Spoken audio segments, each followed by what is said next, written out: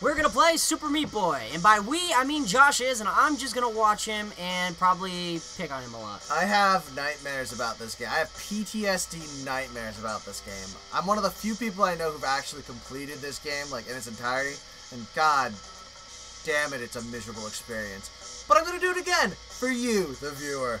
See, now he complains about it. He originally has played this game on Xbox 360. On Xbox 360, so he played it with a controller. I've almost completed this game. I have the final level left. I did it all using a keyboard, so I mean, I can't even, like... And I'm doing it with a controller now because I'm not as ballsy as Artie is. Yeah, but I mean, it took time, but I did it. Let's get this show on the road, huh? Let's do it. The Forest. I love the cutscenes in this game. The baby just makes me laugh. It really does. Yeah, no, it's just... Like, that's kind of what I was talking about prior, how, like, with style and everything like that. Like, I'm so glad that this style of gaming came back. Like, they've decided to take what was a limitation in the past and make it an art form now. And I love that.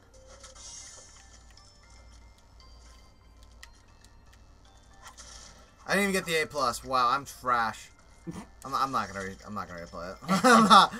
I could, but I'm not going to. You can do whatever you want, man. You're the one with the controller. But this game, I loved this game. I thought this game was so much fun. Oh, yeah, no, this is a great game. It really is. It was just a disaster trying to play this game the first time, because I would always do it when I had a bunch of friends over, because they wanted to see me get pissed at this game, and it worked every time. It really did. I watched Josh play this thing until the very end, and it was the greatest experience of my life. And see, I mean, and that's why I'm hoping maybe we can recreate some of that magic here. I mean, you know, all these earlier levels, obviously he's tearing through them, but I'm predicting as we get more towards, like, the middle, or maybe now, things get a little more difficult. And, well, having played these levels, the only reason I beat some of them was pure, unadulterated luck. Especially when we got to something like the Dark World. Oh, okay. Okay. Which, I mean, you can just tell by the name, is not... It's not a pleasant time. Not the easiest levels in the game.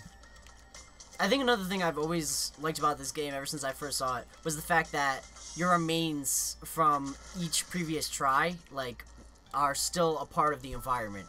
Like, all the splatters of yourself being killed, or, like, where you've already run. Like, I love that for some reason.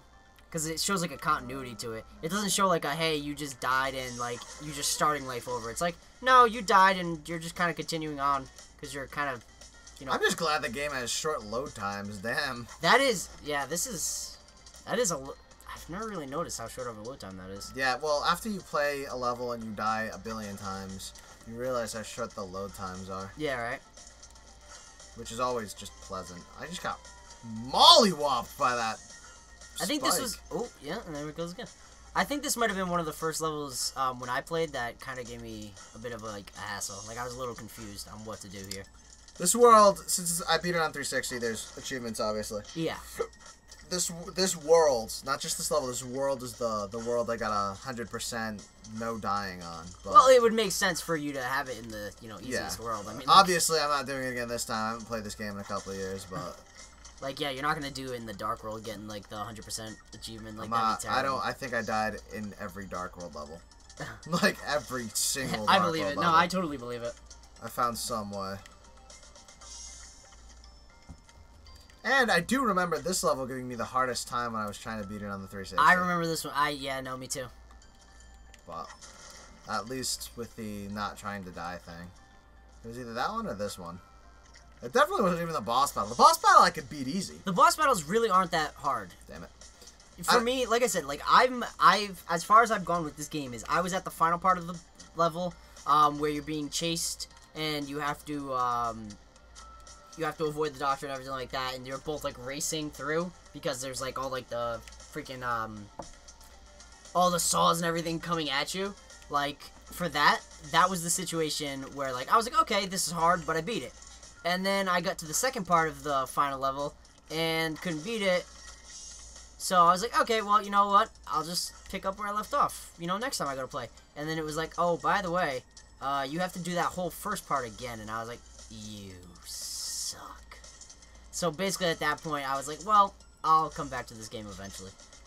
And that was the last time I played. And I haven't played since. What is That? That's not normal. That's a glitch. Band-Aid Girl sometimes glitches and you end up in glitch worlds. I've never seen this before. Which, suck. They suck a lot. Do they? Yeah. This is awesome, dude. I've never seen this. So, you have level. These lives. are the warp zones, right? No, this is a glitch world. You have lives. The glitch world. I remember those. And they're not easy at all. I say as I run into a spike for no good reason. Yeah, this is twice. I've never seen this before. I mean, like I've done the warp ones before. Obviously, you know, I've got a couple of characters unlocked, obviously that you can see, but I've never gone to a glitch one before. That's interesting. Yeah, they're not super common. I mean, they're common enough so that people get them. Yeah. Wow, that's it's weird that I didn't see a single one throughout my entire like. That could happen. I believe that. Yeah. But you know what? Also, on times I've died, it could have been a glitch, and I just never got to her. That's the other thing. So, I mean, there is a possibility that during my run-through myself that she was glitching, but I just never actually got to her. Let's beat Little Slugger now. I just love the design of the fetus in a giant glass suit. You know what? With a monocle. What it really reminds me of is shit, I can't remember what it was called. It was like a side cartoon of Grim Adventures of Billy and Mandy, and it had it was Grim and Evil, dude. Yeah. And it was the brain inside the bear. The brain and the stomach inside of a bear. Yeah. That's what it made me think of, just because of like how like that's what's really controlling it. Now, I know this is off topic of the game. Did Grim and Evil come first? You know, I get the feeling it was like a short on Cartoon Network before it was a... I mean, it was always a short. I think there was times where they ran it by itself as a short, but I think there was also other times where it crossed over into actually being part of Billy and Mandy. I mean, that show, you know, obviously didn't really acknowledge, like, continuity and, you know, timelines or really the laws of physics at all, so... I mean, really, they could do whatever they wanted at that point. I mean, they beat the Reaper in a Limbo game, and we all know you can't beat the Reaper in Limbo. I mean, he's all bones. I mean, it's very easy for him to just slide under anything. But then again, they only beat him by cheating. Because they had Mr. Kisses there, right? Was that his name? The hamster? Yeah, it was Mr. Kisses. Yeah, because he was like, no. It was something else. But the way to get him to freak out was Billy going... Kiss, kiss, and then he's like, he jumps in his eyeballs. Yeah, he like all of a sudden he just goes rabid. What was his name? That show was demented, and I loved every second of it. I'll look it up. That show was fantastic. I loved Grim Adventures of Billy and Mandy. They had Nurgle in it too, which was just great. Nurgle was so cool. The original Slenderman. Yeah. Yeah, no, that was. Oh, I was already at the hospital. That was fantastic. There were so many great shows that I mean, like, and it's a shame because. They never play reruns of, like, any of the good things anymore. Like, I mean, like, especially a lot of, like, I've noticed, like, even, like, Hulu and, like... Mr. Snuggles. See, I knew it was Mr. Something. I knew it was a Mr. Something. Yeah, I don't know, like, a lot of, like, even, like, Netflix and stuff, it seems like they don't have any of the, like, classic shows like that. Or if they do, they'll have, like, Season 2. Damn it. Or Season 3. It's like, well, what about the other 2 seasons? Like, all I know is Netflix is Yu-Gi-Oh. They do have Yu-Gi-Oh now. Oh yeah, Milkshake's the cat. That's why the cat I made is pink. You know, I've made whoever knows me knows that I'm an artist. But I've made a ceramic piece of it's a cat that of my design, but I made it an obnoxious pink, and I named them Milkshakes after Billy's cat. But on a side note, this is the level that I played the demo first because I wanted to see what this game was all about. Oh, of course, and it wasn't Billy that said it, was Mandy. Yeah, she said it. Yeah. He says it the first time in the very beginning of the episode, and Mr. Snuggles bites his nose. Yeah. And then she says it when they're playing Limbo. Grim asked Mandy the question. Any last words? She replied, just 2, kiss, kiss. Yeah. She's just reading a synopsis of the first episode. I know, right? Yeah, pretty much. You want to give us a script too? We'll act it out, like. Can I be Grim? I'm not skinny enough, but we'll do it. I'm tall enough. I'm Mandy. One life, one love, man. One life, one love, man. Can we talk about how they made the Grim Reaper Jamaican? I think it's fantastic. Awesome, man. That show was just great. It really It was like, alright, so I've always liked horror. Grave Adventures of Billy and Mandy was like horror for people my age. Yeah, it was like this exactly. weird, goofy horror. I think Courage the Cowardly Dog is one of the best horror Courage the shows Cowardly I've Dog seen was in fantastic, years. and I mean, when That I was was... my childhood show. Yeah, when I was younger, there was a lot of episodes that really got to me. Like, Return seriously, the Return the Slab. Slab. That shit scared the crap out of me when I was a kid. I could not watch that episode as a child. Now I can watch it, I just get some chills, but back then, if that came on, I was like, nope, I'm out. Peace. Super weird thing, the episode when the guy had the record, and it was kind of like Monster House with his house, and he wanted neighbors. Damn it. I had dreams about that guy, like he was chasing me down and everything, and he's Oh, just man. like, I They had the just want you to zombie be my neighbor. directors. Oh, Yeah, the zombie direct. Yep. Who was like, one of them was like What about Tortellini LeQuack? instead of Le Quack. Tarantino. Le Quack. Le Quack. There's the That's- hamster or whatever. Oh, Doc Gerbil. Doc Gerbil's World! It's Yeah. Dr. Gerbil's World! Thanks for that PTSD nightmare.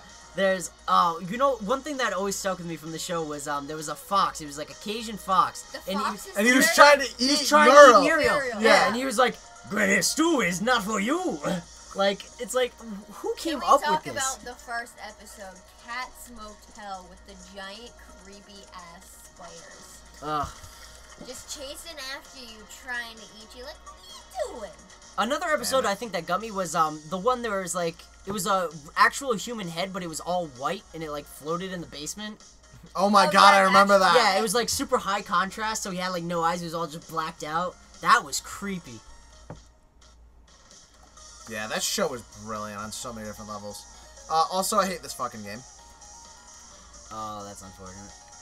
Hey, you could get a bandit, or not. Or I could die. I guess if you want to. I mean, it's your playthrough, not mine. I can only give suggestions. I can't make you do nothing, man. Make you suck my dick. Okay. I can do this. I Suck can my do dick. this. Well, I can do this. I can't do this. Oh my word. I'm like remembering how miserable I was playing this game sometimes. Also, one other reason I bought this game, because the game Brink was going to come out. Do any of you remember that game? It's like Waterworld, and it was received about as well as Waterworld was. Okay. No, I didn't play that. It was like a Team Fortress 2 kind of game. Oh, okay. It was awful. I pre-ordered it. All my friends were excited about it, and it sucked. It was a bad game. Was it really? Oh, it was so bad. But while I was there, I was like, oh, I need something to hold me over till Brink comes out, so I'm going to buy Meat Boy. Yeah. I ended up playing more Meat Boy than I did Brink because Brink was that bad. It was... And So you originally got Meat Boy as something to hold you over, and then you realized, wow, this is actually 1,000 times better than the game that I'm trying to avoid. yeah. And then, or like I was really sad about, which I was so like bummed out that game sucked that Yeah. I kept it. Because I refused to admit this game sucked. So at some point, we could like, well, once we have the ability to, we can play Brink, We'll bring Brink back. which is just awful. You heard it here first, ladies and gentlemen. We're bringing Brink back. We're bringing it back from the brink. But that game was just a crime, and I was so bummed because like it had like the Bethesda name on it and everything. Like, So yeah, it's usually, you know, you get a certain name associated with anything, and you're like, oh wow, they usually produce good things. Like, yeah, I was okay. expecting something decent to come from this game, but instead I was just led to be disappointed. That's how I feel sometimes with Nintendo. Honestly, sometimes Nintendo lets me down. It's like I automatically buy their games because I'm like, it's Nintendo. When have they ever let me down? But at a certain point, it's like, well, what are you gonna do?